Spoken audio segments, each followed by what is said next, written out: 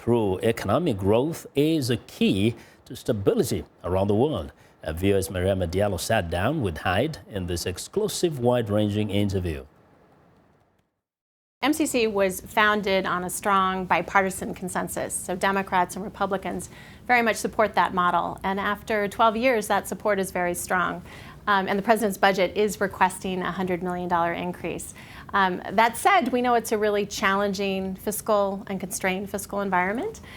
So we are cautiously hopeful and certainly know from the hearing and from my meetings on Capitol Hill that there's strong support for MCC. Basically, in a world of competing priorities, there's a lot going on, from influx of refugees to terrorism to health challenges. How do you make the case that MCC matters and it's important? We make the case that the mission of MCC, which is how do we reduce poverty through economic growth? And we know how important opportunities and growth is for stability and for future and to address America's values overseas. So there are many dimensions of MCC, certainly supporting good governance, supporting rule of law, fighting corruption.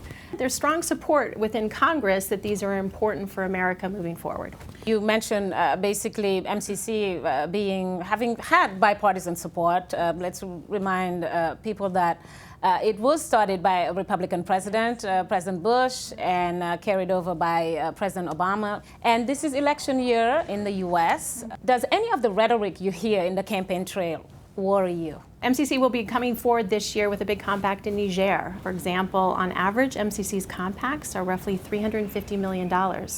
We're there for 5 years. We're working side by side with the people on the ground in Senegal. In fact, I visited there last year. And I was able to see what our investments are doing in the north and in the south in terms of creating in these communities markets, roads, and the like. So there is a really strong embrace of the work that we're doing. And I'm optimistic that that will continue. And I think Senegal is has signed a second compact, in fact. Can we talk about that as well? We can, and we're excited about that.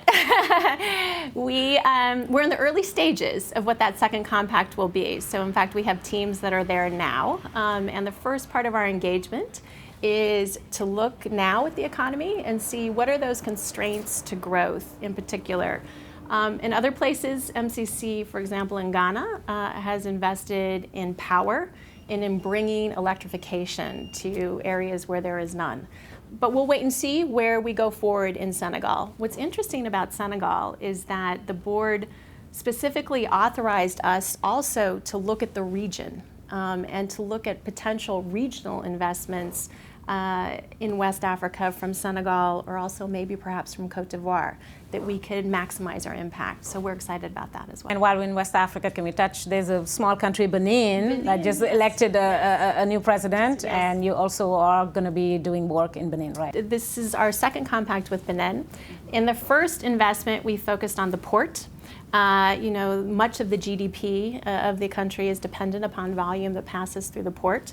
And we were able to do upgrades in that through a public and private partnership that helped increase volume by 75%. So we are now back in Benin.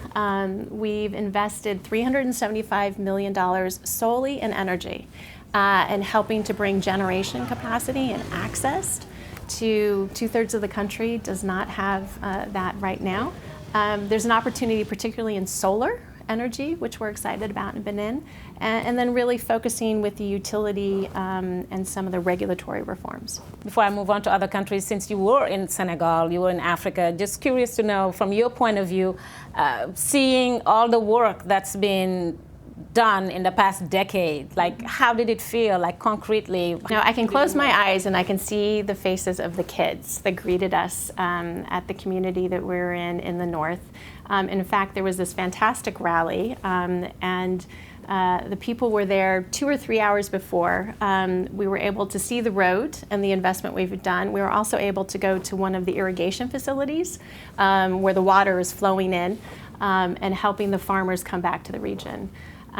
Finally, we visited a mayor's office where some of the farmers were getting actual title to their land through a land tenure project that we had helped to clarify and support. So it is the most gratifying part of what I do. It is really an honor and a privilege to lead this agency and to be able to visit and see that.